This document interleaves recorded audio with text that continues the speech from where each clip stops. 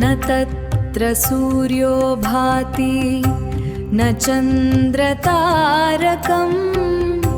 Name विद्युतो भान्ति कुतोऽयमग्निः तमेव तस्य भाषा सर्वमिदं विभाति।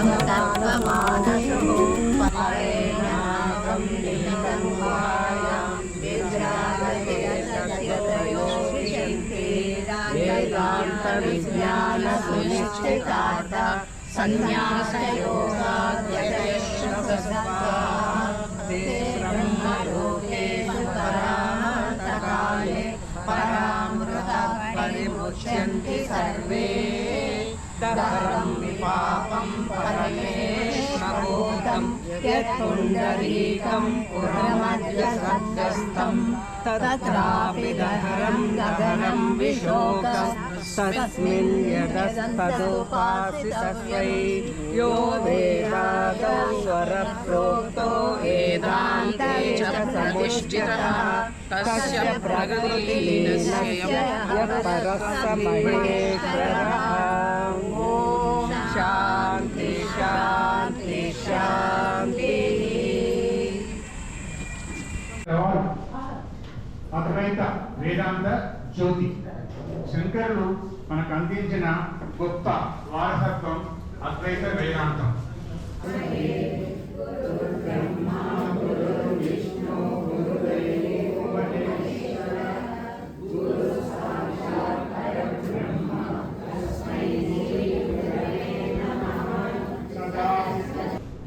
అర్థం చేసుకుందాం, ఆచరిద్దాం.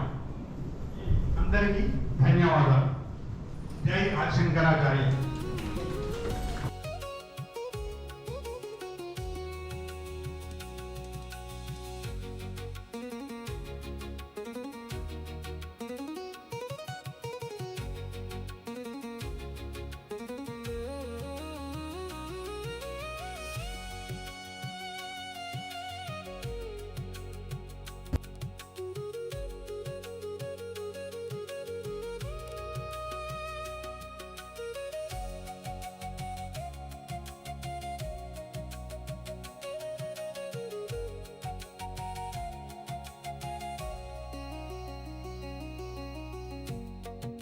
सदाशिवसमारम्भां शङ्कराचार्यमध्यमाम् अस्मदाचार्यपर्यन्तां वन्दे गुरुपरम्परां।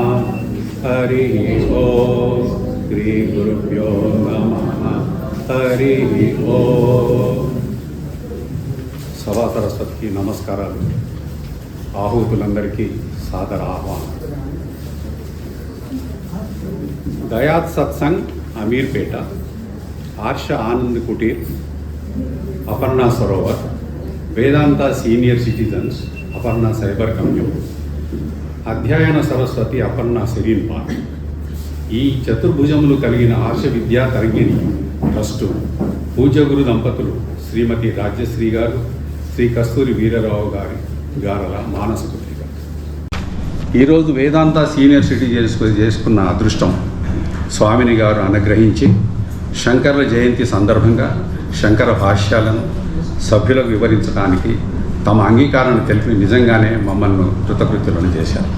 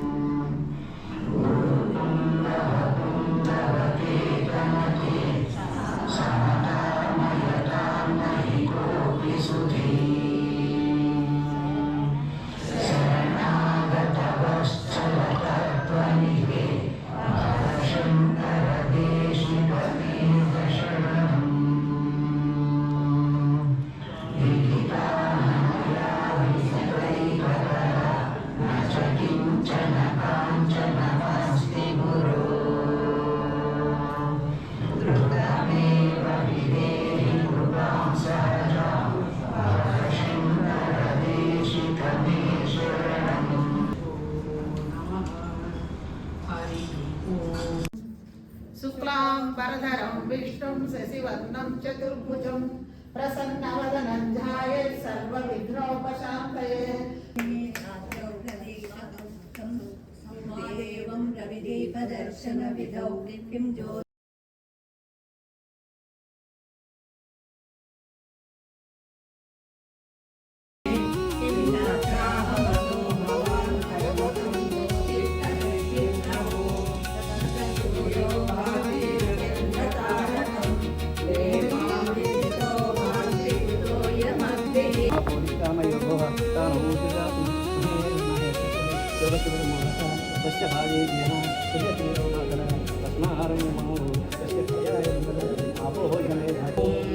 సో ధ్యాన ఆవాహనాది శంకరాచార్య పూజ.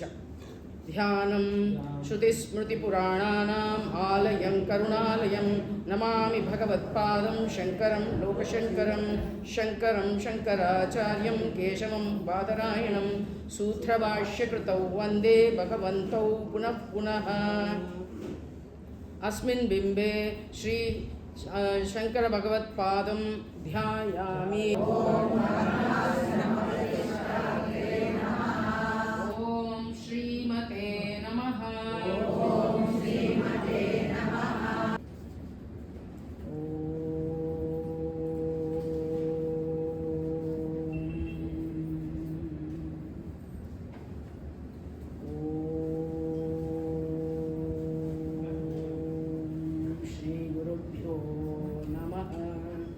हरिः ओम. ओम सरस्वती नमस्तुभ्यं वरदे ज्ञानरूपिणे विद्यारम्भं करिष्यामि सिद्धिर्भवतु मे सदा. गुरुर्ब्रह्मा गुरुर्विष्णुर्गुरुर्देवो महेश्वरः गुरुः साक्षात् परं ब्रह्म तस्मै श्रीगुरवे नमः. ओम सदाशिवसमारम्भां शङ्कराचार्यमध्यमाम् अस्मदाचार्यपर्यन्तां वन्दे गुरुपरम्पराम्. ॐ परब्रह्मनिष्ठं स्वतो धर्मनिष्ठम् अहिंसैकनिष्ठं स्वशिष्यैः सुजुष्टं यतीनां वरिष्ठं गुरूणां गरिष्ठं दयानन्दरूपं मदाचार्यमीडे.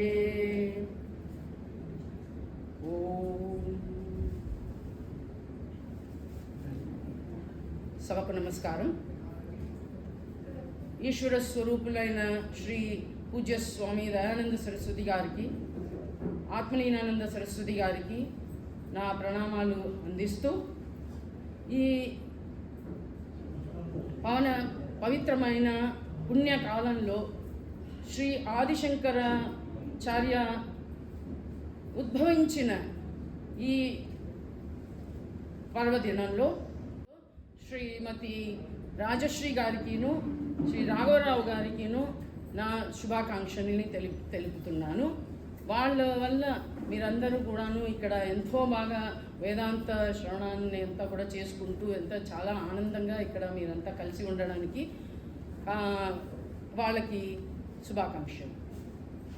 ఈరోజు పావనమైన ఈరోజు చాలా ఆనందంగా భక్తి శ్రద్ధతో మన శంకరాచార్యుల వారికి అష్టోత్తర పూజ చేసుకుంటూ మన కృతజ్ఞతల్ని అందజేశాము. ఇలాంటి ఒక సందర్భాన్ని కలిగించిన శ్రీ జయంత్ కుమార్ గారికి, రామ్మోహన్ గారికి అభినందనలు. మీ అందరితో కలిసి ఇలాగా శంకర జయంతి సందర్భంగా నాకు తెలిసిన కొన్ని పూజ్య స్వామీజీ అనుగ్రహంతో, అమ్మ అనుగ్రహంతో నేను తెలుసుకున్న కొన్ని విషయాలని మీతో కలిసి గుర్తు చేసుకుని, జ్ఞాపకం చేసుకుని, ఆ పరంపరలో మనమందరినీ కూడాను అధ్యాత్మ విద్యకి పాత్రులుగా చేయమని ఆ శంకరాచార్య గారిని, పూజ్య స్వామీజీని, అమ్మని కూడాను మరీ ప్రార్థిస్తూ నేను ఈ చిన్న విషయాన్ని మీతో పంచుకుంటాను. భగవాన్ తన శక్తిని అవసరాన్ని బట్టి ప్రకటించడానికి విధమైన అవతారాన్ని కావలసినప్పుడు యుగే యుగే సంభవామి అన్నట్టుగా అప్పుడప్పుడు ఆ ప్రకటించడానికి కావలసిన సమయంలో ప్రకటించి అవతారాన్ని తీస్తారు అన్నది తెలుసు. అదే భగవత్ అవతారం అంటాం. ఈ దక్షిణామూర్తి అవతారంగానే శ్రీ ఆదిశంకర భగవత్పాదాచార్యులు కూడాను దక్షిణామూర్తి అవతారం అన్న విషయాన్ని తెలుపుతూ ఒక శ్లోకం మనకి తెలిసిందే. అంతర్గహన పతితాం ఆత్మవిద్యోపదేశైః త్రాతుం లోకాన్ భవదవశికా తాప పాపచ్యమానాన్ ముక్త్వా మౌనం వడవిటపినో మూలతో నిష్పతంతి శంభోర్మూర్తిశ్చరతి భువనే శంకరాచార్య రూపా. ఈ ఆలోచన మనకి వస్తుంది సైన్స్లో అంటాం కదా, థియరీ అండ్ ప్రాక్టికల్. థియరీ అయిపోయింది, శాస్త్రం తెలిసిపోయింది. ప్రాక్టికల్ ఏంటి? ఎప్పుడు జ్ఞానం వస్తుంది?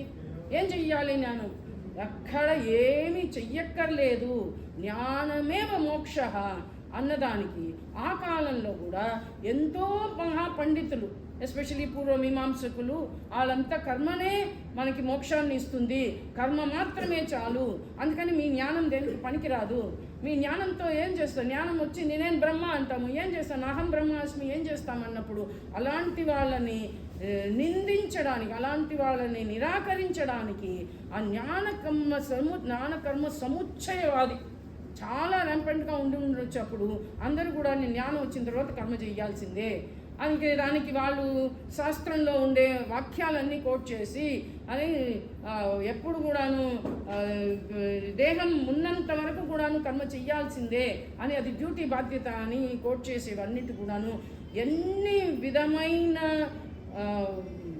శాస్త్రవాక్యాలతో జ్ఞానము కర్మ రెండూ కూడాను విరోధించినది. రెండు సముచ్చయం చేయాల్సిన అవసరం లేదు. నేను చదువుకుంటాను, కర్మం చేస్తాను, అప్పుడు నేను మెడిటేషన్ చేసిన తర్వాత మోక్షం వస్తుంది. ఇప్పుడు మనకు కూడా ఉంది కదా, తెలిసిపోయింది అహం బ్రహ్మాస్మి, కానీ మెడిటేషన్ చేయాలి. ఎప్పుడు ఆత్మని చూస్తాను, ఎప్పుడు నేను అనుభవించాలి, నాకు ఎప్పుడు ఆ అనుభవం వస్తుంది, నాకు కూడా మోక్షం రావాలి అనేసి అనుగ్రహం చేయండి, నమస్కారం చేసేయండి, నాకు మోక్షం రావాలి. అరే నువ్వు ముక్త పురుషుడా, ముక్తుడే, నువ్వుకి మోక్షం లేదు, బంధమే లేదు అని శాస్త్రం చెప్తూ నాకు బంధం లేదు, నేను ముక్త అని అర్థమైంది, నాకు ఎప్పుడు మోక్షం వస్తుంది.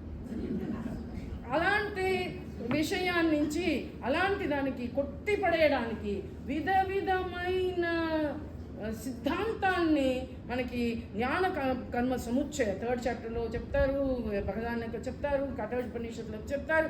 ఏంటి వాళ్ళు ఏమంటారు? కర్మ వల్ల ఇప్పుడు ఏంటి, అకర్మ పుణ్యపాప లేకుండా ఉండడం మోక్ష వాళ్ళ సిద్ధాంతం. పుణ్యపాప లేకుండా ఉండడం అంటే పుణ్యపాప లేకుండా ఎలా ఉంటుంది అన్నప్పుడు వాళ్ళు ఏమంటారు, మేము పుణ్యం చెయ్యం, పాపం చేయకుండా చూసుకుంటాం. అరే పుణ్యము పాపము చేయకుండా చూసుకుంటావు అంటే పూర్వజన్మ పుణ్యపాపాన్ని ఎక్కడ అలా అకౌంట్ చేస్తావు? అని నిత్య నైమిత్తిక కర్మల్ని చెయ్యకపోతే ప్రత్యవాయ పాపం తప్పకుండా వస్తుంది. లేదు నిత్య నైమిత్య కర్మ ఫలాన్ని ఆశించకుండా నిష్ఫలంగా మేము చేసేస్తాము, దానివల్ల పుణ్యం రాదు, పాపం చేయకుండా చూసుకుంటాము. పాపం లేకుండా చూసుకోవడం కుదరదు. ఆచార్య అంటారు, నువ్వు ఊరికే కూర్చున్నా కూడా ఎంతోసేపట్లో పాపం చేయాల్సిందే వస్తుంది. ఊరికే కూర్చున్నా కూడా ఎవరో ఒకరిని హింస చేస్తావు. హింస అన్నది అహింస, పాపం అన్నది ఉంటుంది, అహింస అన్నది న్యాచురల్గా రాదు. అలాంటి విధమైన ఆర్గ్యుమెంట్స్ అని మేమంతని బ్యాలెన్స్ షీట్ కంప్లీట్ చేసామంటే నెక్స్ట్ జన్మ లేదు. పుణ్యము పాపము ఉంటేనే కదా నెక్స్ట్ జన్మ. పుణ్య పాపం బ్యాలెన్స్ షీట్ నువ్వు నీళ్ళు చేయలేవురా, ఎక్కడో ఎన్నో జన్మల నుంచి ఉన్నది అకమ్యులేట్ చేసుకుని వచ్చావు, వాటిని అన్నీ ఎలా చేస్తావు అని. పుణ్యపాప క్షయాదేవ, పుణ్యపాపాన్ని అనుభవిస్తేనే అది 0 అవుతుంది. పుణ్యపాపాన్ని బ్యాలెన్స్ షీట్ పుణ్యాన్ని ఎక్కించేసి పాపాన్ని తగ్గించేసి నేను బ్యాలెన్స్ షీట్ క్లోజ్ చేస్తానంటే కుదరదు, అనుభవించాల్సిందే. ఒకటే ఒక మార్గం ఉంది, పుణ్యపాపాన్ని 0 చేయడానికి ఒకటే ఒక మార్గం ఉంది. ఏంటి? వేదాంత జ్ఞానంలో పుణ్యము పాపము నాకు లేదు అన్న జ్ఞానం వల్ల పుణ్యపాపం తొలగిస్తుంది. జ్ఞానాగ్ని దగ్ధ కర్మాణం, జ్ఞానం వల్ల ఆ కర్మ అంతా కూడాను దగ్ధమైపోతుంది. ఎలా దగ్ధమైపోతుంది? అనుభవించాల్సి వస్తుందా? లేదు, అనుభవించడం లేదు. అదన్నీ ఎట్లాగా రైట్ ఆఫ్ అవుతుంది.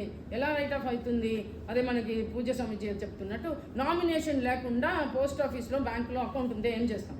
ఆయన పోయిన తర్వాత ఎక్కడికి పోతుంది ఆ డబ్బులంతా? నామినేషన్ లేకుండా ఉన్నట్టుగా ఈ పుణ్యము పాపముతో నా కనెక్షన్ జ్ఞానికి ఉండే కనెక్షన్ పోయింది. అందువల్ల కర్త భోక్త వల్ల ఈ జ్ఞానం వల్ల మోక్షం కలుగుతుందే కానీ కర్మ చేసుకుంటూనే, ఎందుకంటే పూర్వమీమాంసలు కర్మని వదులుకోవడానికి ఒప్పుకోరు వాళ్ళు. అందుకని అలాంటి విషయంలో విధమైన కౌంటర్ ఆర్గ్యుమెంట్ చేసుకుంటూ జ్ఞానకర్మ సముచ్చయని బాగా నిందించి అలాగా కుదరదు అని. కానీ జ్ఞానకర్మ సముచ్చయ ఎప్పుడు చేయొచ్చు? సైమల్టేనియస్గా కర్మ చేయడానికి లేదు, క్రమ సముచ్చయ ఒప్పుకుంటాం. సముచ్చయ వాళ్ళు ఏమంటారు? జ్ఞానం ఉండాలి, అహం బ్రహ్మాస్మి జ్ఞానంతో కర్మ చేయి. అప్పుడు ఏమవుతుంది? నేను బ్రహ్మ కాబట్టి, నా ఆత్మస్వరూపం బ్రహ్మస్వరూపం కాబట్టి నేను చేసే కర్మలన్నీ కూడాను చాలా విశేషమైన కర్మ, నాకు విశేషమైన పుణ్య ఫలితాన్ని ఇస్తుంది, ఆ విశేష పుణ్య ఫలము నన్ను మోక్షానికి తీసుకెళ్తుంది అని వాళ్ళు చెప్తే సిద్ధాంతాన్ని కొట్టేసేసి, నీ కర్మ చేసుకుంటూ ఉన్నంత వరకు పుణ్యపాపం తప్పదు, నువ్వు అహం బ్రహ్మాస్మి అని చేసుకున్న కర్మ కానీ బ్రహ్మాస్మి తెలియకుండా చేసుకున్న కర్మను కూడా పుణ్యపాపం తప్పకుండా ఉంటుంది. కానీ కర్మ చెయ్యాలి. ఎప్పుడు చెయ్యాలి? జ్ఞాన యోగ్యత కోసం కర్మ చెయ్యాలి. క్రమ సముచ్చయ ఒప్పుకుంటాము. అద్వైత శాస్త్రం క్రమ సముచ్చయ అంటే ఏంటి? కర్మ యోగ బుద్ధితో జ్ఞాన యోగ్యతా ప్రాప్తి, జ్ఞాన ప్రాప్తి, జ్ఞానాత్ మోక్ష ప్రాప్తి. సముచ్చయ అంటే ఏంటి?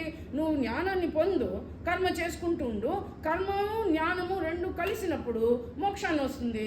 అందుకని చచ్చేంత వరకు కూడా కర్మ చెయ్యాలి అని చెప్పే దానికి ఒప్పుకోవడం కుదరదు అని రేపు జ్ఞాన కర్మ సముచ్చయాన్ని ఒప్పుకోకుండా ఏమంటారు? ఏకస్య పురుషస్య జ్ఞాన కర్మయోహో విరోధాత్. ఒక్కటే మనిషి అదే సమయంలో జ్ఞానము కర్మ రెండు కూడాను ఒకటికొకటి విరోధము. నేను కర్మ అంటే ఇప్పుడు నేను కర్మ కూడా చేస్తున్నాను, నా ఇంటి బాధ్యతలు నడిపిస్తున్నాను, క్లాసుకు కూడా వస్తున్నానంటే అందులో ఏదో ఒకటి ప్రయారిటీ ఉంటుంది. ముఖ్యం ఏంటి అన్నప్పుడు మనకి యోగ్యత ఉన్నంత వరకు, లేనంత వరకు కర్మ ప్రధానం. ఆ కర్మ ప్లస్ జ్ఞానం కూడా, జ్ఞానం మనం చేస్తున్న అధ్యయనం క్లాసెస్కి వచ్చేసి వేదాంత శాస్త్ర శ్రవణం అంతా ఏంటి?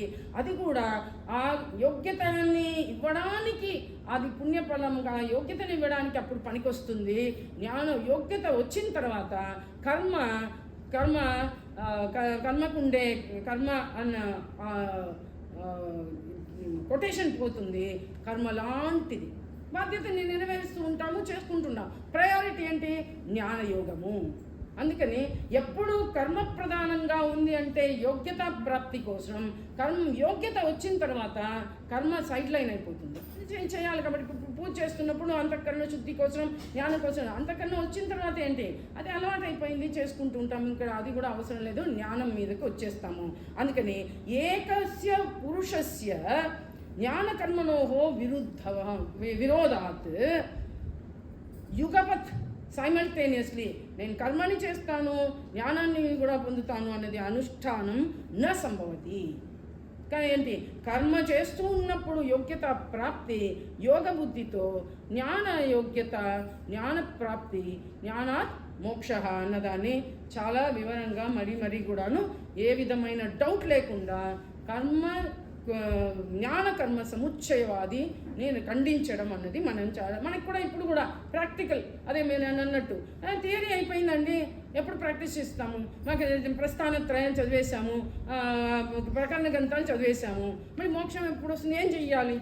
మెడిటేషన్ చేస్తే మోక్షం. నిధిధ్యాసనం వేరు, మనం మెడిటేషన్ వల్ల నాకు మోక్షం వస్తుంది అన్నది వేరు. మోక్షం అన్నది నిధిధ్యాసనం అంటే ఏంటి?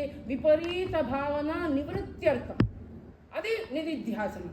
నిధిధ్యాసనలో మెడిటేషన్ లాంటి మెడిటేషన్ అని చెప్తాం కానీ అది మెడిటేషన్ కాదు, అది జ్ఞానంలో డ్వెల్లింగ్ అపాన్ ది టీచింగ్, అది నిధిధ్యాసనం. విపరీత భావన నివృత్తి.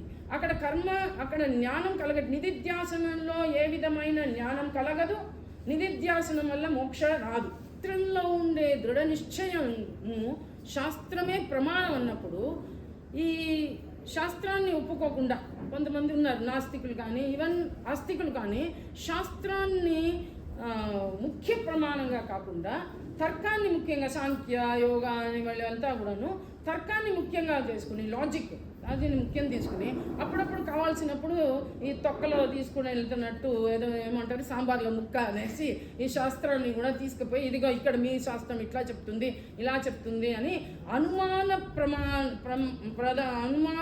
ప్రమాణ ప్రధానంగా ఉన్న వాళ్ళని ఎంత కోపగించుకుంటున్నారంటే అది కూడా మనం గమనించాలి. అదే ఒక యాంగర్ని చూపిస్తున్నట్టుగా ఉంటుంది. ఎందుకంటే అంత శాస్త్రం మీద ఆయనకు ఉండే మర్యాద, ఆ ఒక దృఢ నిశ్చయం, ఆ ప్రమాణత్వ బుద్ధి, వీళ్ళందరూ ఏంటో చెప్తారే కళ్ళున్నా కూడా చూడని వాళ్ళు అన్నట్టుగా కొంచెం ఏమంటారు స్ట్రాంగ్గానే తిట్టినట్టుగా చెప్తారు. వీళ్ళంతా అనుమాన కుశలాహ, అనుమానాన్ని ముఖ్యంగా పెట్టుకున్నారు. అనుమానాన్ని ముఖ్యం పెట్టుకుంటే అంటే అనుమానానికి ప్రధానం ఏంటి? ప్రత్యక్షం కంటిలో కనిపించింది అదే కరెక్ట్ అని, కంటిలో కనిపిస్తుంది అన్ని కరెక్ట్ అంటే మన వ్యవహారమే పోతుంది. కంటిలో కనిపించకుండా కూడా ఉన్నాయి. అలాగా అనుమాన కుశలాహ అని అనుమానం మీద మాత్రం కూడా మరి ముఖ్యత్వాన్ని ఇచ్చి వాళ్ళకి వాళ్ళ మీద ఒక కోపం చూపిస్తున్నట్టుగా అంటారు. అహో అనుమాన కౌశలం, మీ అనుమానం ఎంత కుశలత్వం ఉంది మీకు? ఏముంది అంటే దర్శనం అపుచ్చ శృంగ బలీవర్త. ఎంత ఇది తిడుతున్నారంటే మీరంతా పశువు లాంటి వాళ్ళు, అని కళ్ళున్నా చూడకుండా ఉండేలాంటి వాళ్ళు, మీకు తోకను కొమ్ములు లేని పశువు లాంటి వాళ్ళే మీరు అని కొంచెం కోపగించుకుంటూ ఆ ప్రమాణమైన వేదాంత శాస్త్రానికి ముఖ్యత్వం ఇవ్వకుండా ఎప్పుడు మీరు ఈ జ్ఞానాన్ని పొందడానికి వస్తారు అని చెప్పేసి, అహో మీకు ఎప్పుడు వస్తుంది ఈ దర్శనం? అహో పండితం మహద్ దర్శనం అంటే అంటాం కదా, మీ మీ మీ పండిత పుత్రాహ అంటాం, అది వాళ్ళ మూర్ఖుడు బృహస్పతి అంటాం. అలాగా మీ పాండిత్యము చాలా గ్రేట్ అని తిడుతుండడానికి అహో పాండిత్యం మహద్దర్శనం, ఈ పాండిత్యం ఏంటి మహద్దర్శనం అని తిడుతున్నారు. అని ఏంటి? అనుమానానికి మాత్రం ముఖ్యత్వం ఇచ్చి ప్రమాణమైన శాస్త్రానికి ముఖ్యత్వం ఇవ్వకపోతే మీ జ్ఞానము అంతంత మాత్రమే అని భగవాన్ అక్కడ కూడా మనకి చెప్తున్నారు. అది మాత్రం లాస్ట్ ఇంకొక ఒక 2 పాయింట్లు చెప్పేసి ఆపుతాను. మాయ గురించి చెప్తున్నప్పుడు మాయకుండే గాంభీర్యత్వాన్ని చెప్పి అతి గంభీర, మాయ గంభీరం అంత లోతైనది. మాయని అర్థం చేసుకోవడం కష్టం, మాయని దాటడం కష్టం, లోతైనది. దూరవగ విచిత్ర, విధంగా మారుతూ ఉంటుంది. అది మన విభక్తి చూడమనిలో భగవాన్ అంటారు, సన్నాప్య ఉన్నది అని చెప్పలేము, లేదు అని చెప్పలేము, కాదు అని చెప్పలేము. ఎందుకంటే ఎక్కడుంది మాయ అంటే? మాయ మోహ్యమాన, సర్వాన్ లోకాన్ మోహ్యమాన బ్రహ్మతి, అందరినీ కూడాను మోహిస్తుంది. మాయని మోహించి అందరినీ తిప్పుతుంది, మనకి అందరి చక్కెర వచ్చేగా చేస్తుంది అని చెప్పేసేసి ఆ విచిత్రంగా ఉండే ఈ మాయ ఆశ్చర్యంగా మాయ గురించి చెప్తూ దూరవగ, ఎలా క్రాస్ చేస్తాం దాన్ని? ఎంతో లోతైన దాన్ని, ఎంతో విస్తారంగా ఉన్నది. దాన్ని మనం దాటుకోవాలంటే ఏం చేయాలి? భగవాన్ ఆల్రెడీ అంటున్నారు కదా, మాయని దాటాలంటే నన్ను శరణం అవ్వాలి. దురవగహ నో డౌట్, మాయని భగవాన్ని శరణైతే మాయా అధ్యక్షుడుగా ఉండి నేను చూయతే, మాయాన్ని నేను చూస్తాను, అధ్యక్షుడుగా ఉన్నాడు కాబట్టి జ్ఞానం వచ్చిందంటే మాయ ఇక్కడ కనిపించకుండా పోతుంది. అదే అవిచార సిద్ధం, అనేసి అంటాం కదా. అక్కడ మరి పూజ స్వామీజీ చెప్తారు, ఆ పెళ్ళిళ్ళు అటు ఇటు తిరుగుకుంటే అన్ని విషయాలను చేసుకుంటూ అన్నిట్లో చాలా యాక్టివ్గా ఉన్నాడు. అటు తిరుగుతున్నాడు, ఇటు తిరుగుతాను, పెళ్లి వాళ్ళకి కావాల్సినవన్నీ చేసిస్తున్నారు, ఆడపిల్ల వాళ్ళకి మగపిల్ల వాళ్ళకి అన్ని చేస్తున్నారని అందరు వీళ్ళు అనుకుంటాడు వాళ్ళ మనిషి అని, వాడు అనుకున్నాడు వీళ్ళ మనిషి అని, అందరూ కూడా పెద్ద మర్యాద చేస్తున్నాడు. వాడు కావాల్సినవన్నీ అనుకుంటున్నాడు, నాకు కాఫీ కావాలండి, నాకు అది కావాలండి, భోజనం పెట్టలేదు అందరూ అనుకుని సరే అంత పెళ్ళి అయిపోయింది, అంత కూర్చొని మాట్లాడుకుంటూ ఏంటండి మీ వాళ్ళు ఎవరో ఒకరు చాలా అధికారం చేసి మాకు చాలా ఇబ్బంది పెట్టారు, అదే మీ వాళ్ళు కదండి అని ఎవరు వాళ్ళు అంటే కనిపించుకుంటూ పోతారు. అలాగే ఈ మాయ అంటే వీళ్ళు ఎప్పుడైతే విచారం చేయడానికి మొదలుపెట్టాడో, ఈ ఇతర పార్టీలు కలిసి మొదలుపెట్టారో మాయమైపోతారు. అలాగే ఈ అవిచార సిద్ధం అజ్ఞానం. మాయ ఎప్పటి వరకు ఉంటుంది, అజ్ఞానం ఎప్పటి వరకు ఉంటుంది? విచారం చెయ్యనంత వరకు. ఎప్పుడు విచారం చేయడం మొదలుపెట్టామో కనిపించకుండా పోతుంది.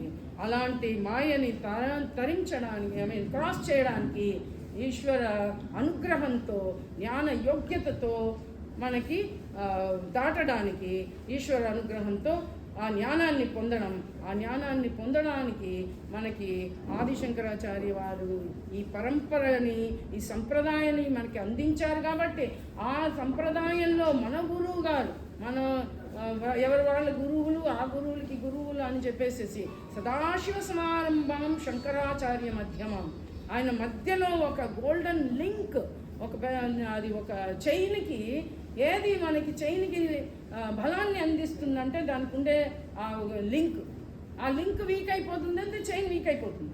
ఎక్కడో ఒక చోట లింక్ వీక్ అయిందంటే చైన్ వీక్ అయిపోతుంది. అట్లా కాకుండా ఈ ఆదిశంకరాచార్య సదాశివ అనే ఆది గురువు నుంచి మన గురువు గారి వరకు కూడాను నాకు ఈ శాస్త్రాన్ని, ఈ జ్ఞానాన్ని అందించగలిగే ఆ ముఖ్యమైన ఒక గోల్డెన్ లింక్గా ఉండి మనకి ఈ సంప్రదాయాన్ని అందించారు. కాబట్టి అలా మన గురువు గారు వాళ్ళ గురువు గారి నుంచి తెలుపుకుని మనకి ఎంతో కరుణామూర్తితో మనకి అర్థమవట్లేదు, నిద్ర వస్తుంది, వస్తాము, ఒకరోజు వస్తాము, 4 రోజులు రాము, మళ్ళీ రాలేదంటే రీక్యాప్ చేసి ఎవరెవరు రాలేదో మళ్ళీ చెప్పిన మీదే మళ్ళీ చెప్పుకుంటూ ఎంతో కరుణతో మనకి ఈ జ్ఞానాన్ని అందించి నేను ఆనందాన్ని పొందాను, నేను ఈ జ్ఞానాన్ని పొంది మోక్షాన్ని అనుభవించాను, కాబట్టి మీరంతా కూడాను మీకు ఆ జ్ఞానాన్ని అందిస్తానని చెప్పేసి ఎంతో కరుణామయుడితో మన పూజ్య స్వామీజీ లాంటి వాళ్ళు, మన అమ్మ లాంటి వాళ్ళు, మీ గురువుగారు లాంటి వాళ్ళు అందరూ కూడాను మన వరకు మనకి చెప్పి చేయిస్తున్నారు. కాబట్టి ఆ శంకరాచార్య అనుగ్రహంతో మనం ఇంకా ఈ శాస్త్రాన్ని వదులుకోకుండా ఈ జ్ఞానాన్ని మనం పక్కా నిష్ఠ వచ్చేంత వరకు కూడా నిష్ఠతో ఉండాలి అని చెప్పేసి ఆ భగవంతుడిని ప్రార్థన చేసుకుని ఆ ఆదిశంకర భగవత్పాదాచార్యానికి మరీ ప్రణామాలు అర్పిస్తూ మన గురువు గారందరికీ కూడాను మళ్ళీ మనకి అందిస్తూ నేను ఇది ప్రార్థన చేసుకుంటూ మీరందరినీ కూడా ఇంత బాగా కలవడము, ఇంత మంచి ఆడియన్స్ ఇంత బాగా వినడము అని నాకు చాలా సంతోషం, మహద్భాగ్యంగా నేను దీన్ని తీసుకుంటున్నాను. చాలా సంతోషం. ఓం తత్సత్. పూర్ణమదః పూర్ణమిదం పూర్ణాత్ పూర్ణముదచ్యతే పూర్ణస్య పూర్ణమాదాయ పూర్ణమేవావశిష్యతే. ఓం శాంతి శాంతి శాంతి. హరి ఓం శ్రీ గురుభ్యో నమః. హరి ఓం తత్సత్. సర్వం బ్రహ్మార్పణమస్తు.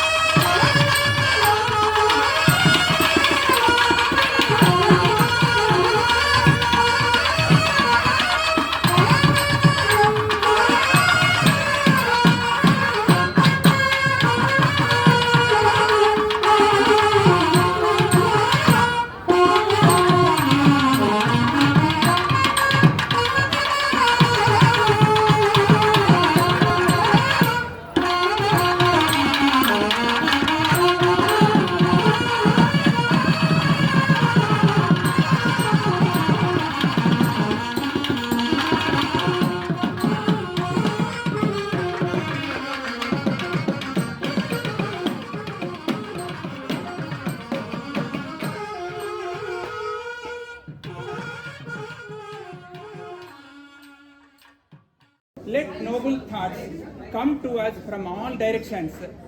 ఉన్నతమైన ఆలోచనలు మనకు అన్ని వైపుల నుండి వచ్చును గాక.